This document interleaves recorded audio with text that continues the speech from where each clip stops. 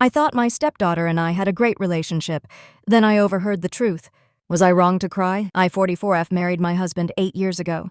His first wife died when his daughter was 5. She was 9 when we met and 11 when we got married.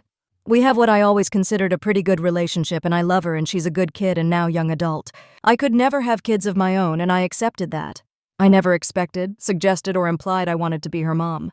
I was happy to be a part of her life and some part of her family. I did think we loved each other, but I learned this was one-sided at Christmas. My husband's extended family planned a few days away after Christmas to spend as a family. We rented a cabin and everyone was under one roof for a few nights. I fell ill halfway through and stayed in bed most of the latter part of the trip.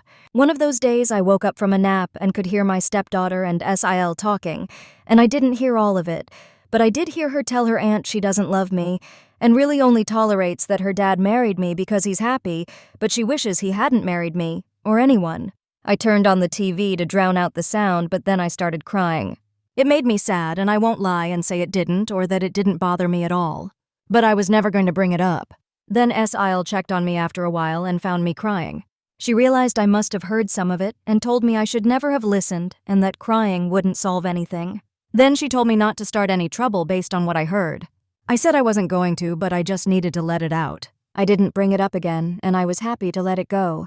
But my SIL brought it up again, and she told me I could feel a certain way, but at my age, and given my stepdaughter's loss, I shouldn't have made it about me by crying. She told me she hoped I wasn't planning to get my husband to go after my stepdaughter. I told her I never said a word to my husband. I said I wasn't trying to make it about me.